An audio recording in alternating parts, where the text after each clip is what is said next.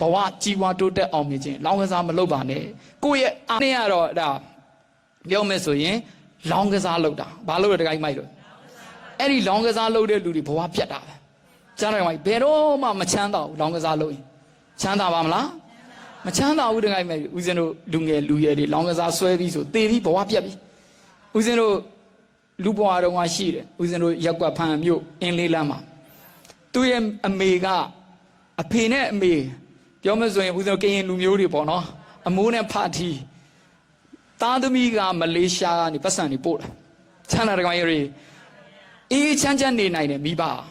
နော်သမီးလေးတွေကလိမ်မာတယ်ပတ်စံပို့တယ်အမေတွေကအလုံးမရှိအကင်မရှိတော့ပြင်းလို့လားမသိဘူးချဲထိုးတာချမ်းသာတကောင်ရီအဲ့ဒါကြောင့်လောကမှာအလုံးမရှိရင်လည်းပျက်စီးတယ်ဒါကြောင့်အလုံးလုံးရမယ်လူဆိုတာအလုံးလုံးရင်ကျမ်းမာတယ်နော်ပို့ပြီးတော့ကိုယ့်ရဲ့အရေးချင်းတွေမြင့်တင်လာတယ်ကိုယ့်ရဲ့စိတ်သက်ခွန်အားတွေကြီးမားလာတယ်ဒါကြောင့်တကိုင်းမှာအလုံးမလုံးပဲမနေပါနဲ့အလုံးလုံးပါနော်အလုံးမရှိတော့မဟုတ်တာတွေလုံးပြီးသွားတယ်ဖိုးနဲ့အဖွားကြီးဟာအမိုးနဲ့ဖာတီဟာအဲ့ဒါချဲတွေတွက်ချဲတွေထိုးဘုန်းကြီးကျောင်းတွေကိုတွားပြီးချဲကနန်းတောင်းအဘုန်းကြီးတွေကလည်းဘူးမတိပါမတိချဲကနန်းတွေပေးအဲ့ဒါနဲ့ဒီအမိုးနဲ့ဖာတီချဲတွေရှုံးတာများလာဘဝမှာငိမ့်ငိမ့်ချမ်းချမ်းအိမ်ကြီးကောင်းကြီးနဲ့နေနိုင်တယ်အဲ့ဒီခေတ်ကတကယ်ကိုကျွန်းနေပြင်းကရုနဲ့သူတို့အိမ်ကြီးဟာဦးဇင်းတို့လမ်းမှာဆိုသူတို့အိမ်ကတော်တော်တန့်ရှင်တရလှပအဲ့ဒီတော့တိုက်တယ်တိတ်မပေါ်သေးဘူးလွန်ခဲ့တဲ့နှစ်ပေါင်း30ကျော်လောက်တည်းအဲ့လိုမျိုးဒါပေမဲ့အဲ့ဒီချဲဆွဲသွားတဲ့အဖိုးနဲ့အဖွာထီတဲ့ထိုးတယ်နှလုံးထီလို့ချဲလို့ပေါ့အဲ့ဒီခက်စားတာ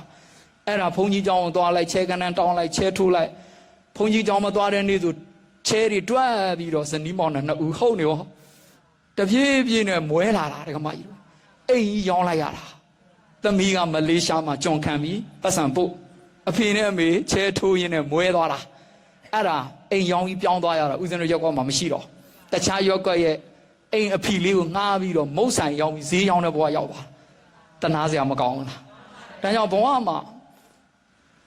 သူတစ်ပါးပစ္စည်းကိုမတရားလိုချင်အချောင်လိုချင်ကိုယ့်ဘဝပြတ်မယ်လို့မှတ်ထားတယ်ကမကြီးဒါကြောင့်သူတစ်ပါးပစ္စည်းကိုဘယ်တော့မှမတရားလိုချင်တဲ့စိတ်မမွေးရ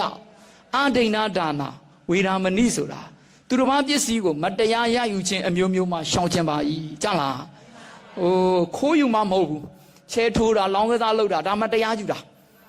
ဒါတမအာဇီဝမဟုတ်ဘူးကြားလားတခါကြီးမိုက်လို့ဖះမကြိုက်ဘူးတခါကြီးမိုက်လို့လောင်းကစားလုပ်တာဘဝပျက်စီးကြောင်းဖះဟောထားတာတခါကြီးမိုက်လို့နော်ဒါကြောင့်ကိုယ့်ဘဝကိုအောင်မြင်ခြင်းတဲ့ကြီးပွားတိုးတက်ခြင်းတခါကြီးမိုက်ဘယ်တော့မှလောင်းကစားမလုပ်ပါနဲ့လောင်းကစားလုပ်တဲ့လူတွေဘယ်တော့မှမချမ်းသာဘူးနော်ဘဝပြတ်တယ်စိတ်ဆင်းရဲရတယ်ဟုတ်ပြီနော်မိသားစုတွေပြိုကွဲသွားလိမ့်မယ်နော်ဦးဇင်းတို့အမျိုးတွေရတယ်လည်းရှိတယ်နတ်ကတော့တယောက်ရှိတယ်သူကနတ်လည်းပူတယ်နတ်မဲကျော်ဖန်အမျိုးမှာနတ်ပူတာပတ်စံဝင်ငွေတအားကောင်းတယ်ဒါပေမဲ့သူချဲထိုးရွရွနဲ့လူမွေးမပြောင်းနတ်ကတော့ကြီးနော်